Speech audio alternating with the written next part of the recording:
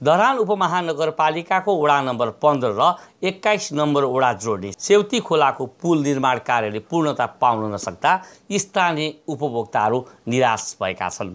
निर्वाचन क्षेत्र विकास कोषको सहयोग र स्थानीय उपभोक्ताहरूको सहभागितामा निर्माण कार्य सुरु गरिएको उक्त पुलको जम्मा लागत इस्टिमेट 4 करोड 50 लाख रहेको छ। पुल निर्माणको लागि गत वर्ष 22 लाख र यस आर्थिक वर्ष रु 25 लाख मात्र जिल्ला विकास समिति सुनसरीबाट प्राप्त भएको छ। यसरी नै कछुवाको गतिमा निर्माण कार्य गर्ने हो भने निर्माण कार्यले कहिले पनि पूर्णता पाउने छाँट देखिँदैन। पुल निर्माण समितिका सल्लाहकार समेत रहेका स्थानीय उपभोक्ता गोविन्द विश्वकर्मा यसो भन्छन्। यसको जम्मा लागत इस्टिमेट हेर्ने हो भने 5 करोडको हाराहारीमा छ।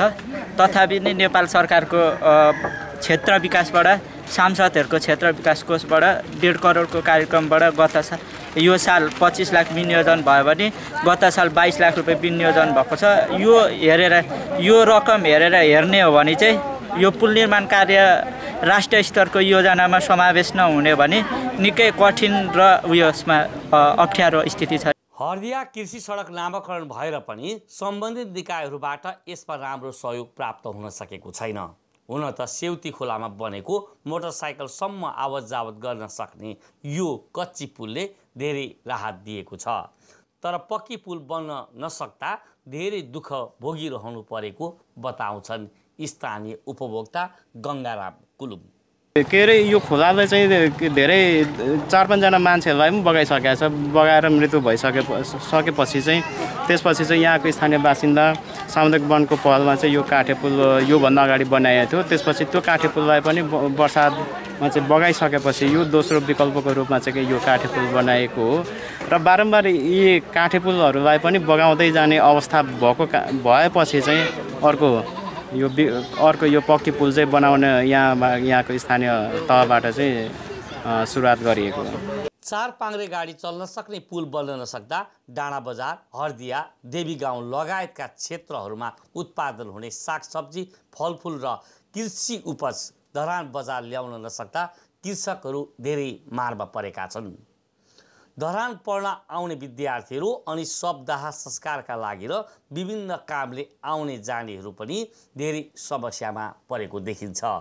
यो पुल बन्दा स्थानीयहरूलाई हुने फाइदाहरूको विषयमा स्थानीय उपभोक्ता रमेश गजबेरको प्रतिक्रिया यस्तो छ। आमामा यो पुल बन्नु भनेको नै तपाईको 22 नम्बर र 15 नम्बरको सबैभन्दा ठुलो चाहिँ तपाईको उपलब्धिमूलक कार्यक्रम भनेको चाहिँ यहाँ हुन्छ। किनभने यहाँ साउनेदेखिको सागसब्जी आउँछ।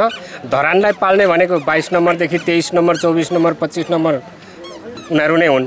त्यसले गर्दा यो पुल बन्ने बित्तिकै यहाँका जनताले बगेर मर्नु पर्दैन र कति त मरेका पनि थिए र यो पुल बन्ने बित्तिकै यहाँका जनताले, यहाँ त गरिब दुखी जनताले सागसब्जी बेचेर एउटा धरानमा लगेर खाने खालको एउटा वातावरण चाहिँ राम्रो खालको बन्छ भन्ने चाहिँ हामीले सोचेका हौँ। र पुल निर्माणका लागि 20% जनसहभागिता जुटाउन स्थानीय उपभोक्ता समितिले निकै समस्या र आलोचना खेप्नु परेको छ। जनसहभागिता जुटाउन व्यक्तिगत रूपमा रु 5,000 र संस्थागत रूपमा रु 10,000 भन्दा माथि सहयोग गर्ने दाताहरूको नाम शिलालेखमा राख्ने योजना बनाइएको छ। हाम्रो पहुँच अलिक कम भएको हुनाले केन्द्रीय बजेटहरू पर्न नसकेकोले गर्दा हामीलाई 20% को जुन विनियोजित बजेटमा 20% चाहिँ उपभोक्ताले उठाउनु पर्ने कुरामा हामीलाई एकदमै कडाइका साथ अभ्यास गर्नु परेको छ। र मान्छेले किनभने योभन्दा तल पुल बनेको छ त्यो नउठाइकन बनाएको हुनाले त्यसले पनि हामीलाई के गरिरहेछ भन्दाखेरि यो पुल कसरी पैसा उठाएर बन्दैछ, त्यो पुल किन पैसा नउठाइकन बन्दैछ भन्ने कुराले पनि हामीलाई अत्यन्त गरेको हुनाले अहिले आर्थिक के अरे यो सङ्कलन समिति पनि निर्माण गरेर त्यहाँबाट त्यसले कसरी पैसा सङ्कलन गर्ने भन्ने कुरामा सरसल्लाह भई प्रचार पनि भइसकेको छ। र अब उपभोक्ता मार्फत कहाँ जाने, कसरी जाने, कुन कति तरिकाले उठाएर गर्ने भन्ने कुरा भइरहेछ। धरान उपमहानगरपालिकामा 5 कन्या गाविस गाभिएपछि त्यस गाविसवासीमा ठुलो उत्साह र चाँडै विकास हुने आशा जागेको थियो। तर विकास भन्ने कुरा निरन्तर तर ढिलो गतिमा अगाडि बढ्ने प्रक्रिया हो। निर्माणलाई पूर्णता दिन धरान उपमहानगरपालिका साथै सरकारवालाहरूले विशेष पहल गर्ने प्रतिबद्धता व्यक्त गरेका छन्।